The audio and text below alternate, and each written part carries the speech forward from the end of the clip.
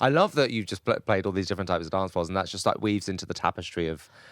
Yeah, I mean, I when I started going to clubs and stuff, I mean, I was always sneaking into gay, even leather clubs as a kid. Right. Like 16 years old. Yeah. Because I'm from Lexington, Kentucky, which has quite a big leather scene. Really? It does. Interesting. And we had our own warehouse, which was Right. quite draggy, but also like industrial was quite big then. Right. It's like drag and industrial and punk, and then also kind of like, Euro disco, Okay. and it was and a club called The Connection, Okay. which had drag shows, but then also had quite a big dance floor and lots of very like high energy and stuff. Okay.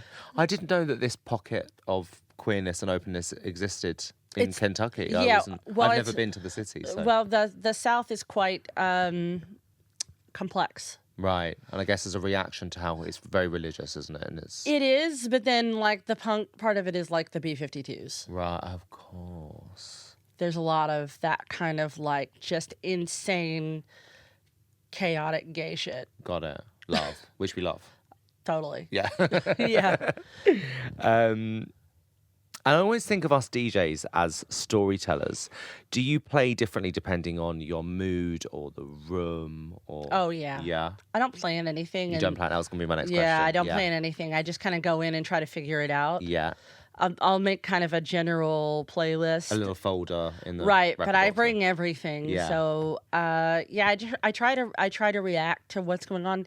Usually, I'll try to pick what I think the first record will be. Yeah. So that's not. So I don't walk up and I'm like, oh my god, what am I doing? Yeah, this is scrolling through, Right. going, And if I've you know got who's 2 playing, minutes. right? If you know who's playing before you, you Yeah. can kind of guess like just at least generally what's going to happen. Like this last weekend, Honey Dijon was on before me, so I knew approximately where she would end up. I knew that it would be Totally. housey to a degree, Yeah. and so I know how to come off the back of her set and.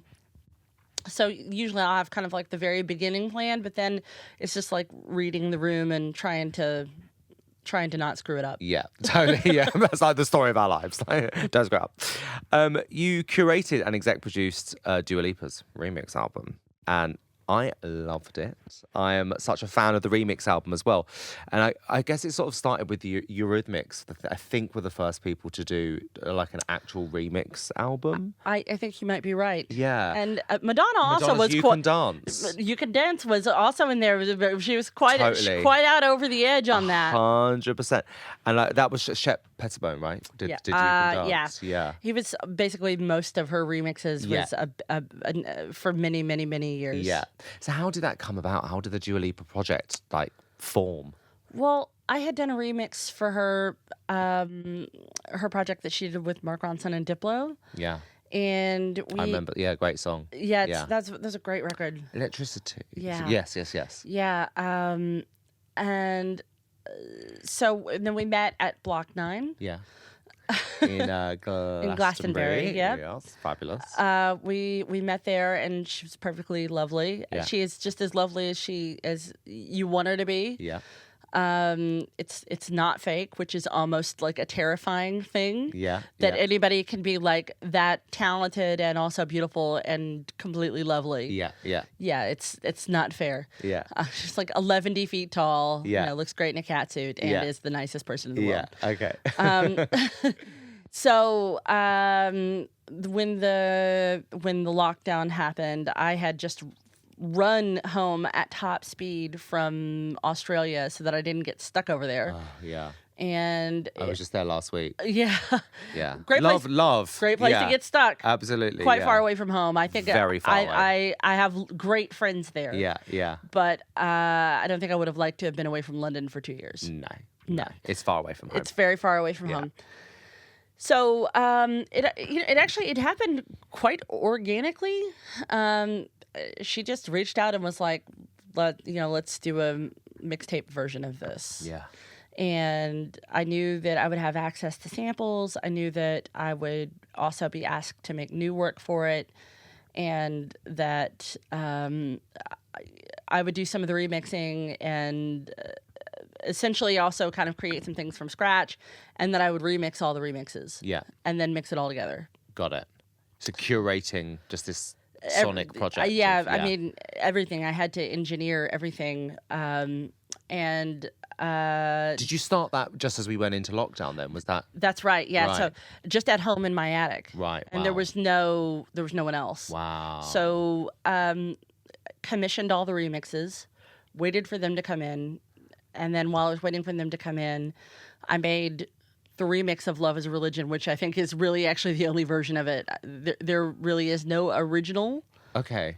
Or not one that's ever appeared in any kind of like real capacity. Oh, so that wasn't on her original album? No. I see, right. So it's a real mixed bag of just like... Right, yeah. I had the vocals from it, and I just produced it all over from the beginning. And then I was asked to do the Levitating remix. Yeah. And they asked who I would want, and it's Dua and I both asked for the same people. Yeah, I mean, that really is... I mean, it doesn't really get better. We were like, what if we could get Madonna and Missy Elliott on it? And she had said the same thing, and it was like, okay. And then they both said yes immediately. Yeah. It doesn't get better than that. It does not get better than that. That's like it. And they were both great. And I remember when I got a text message with Missy's part on it. And I was like, I cannot believe this is happening. And you just got scared to open it. We were like looking at your phone. I knew how great it would be, but I was like, ah! I do it, yeah. And then we got Madonna's bits, and there's actually an alternative take that didn't come out where she actually does Lucky Star for a minute. Oh my gosh. That has to come out in some form at some point one day. If it does, it will not be because of me. I put it into the vault in the back of the warehouse next to the Ark of the Covenant. Got it.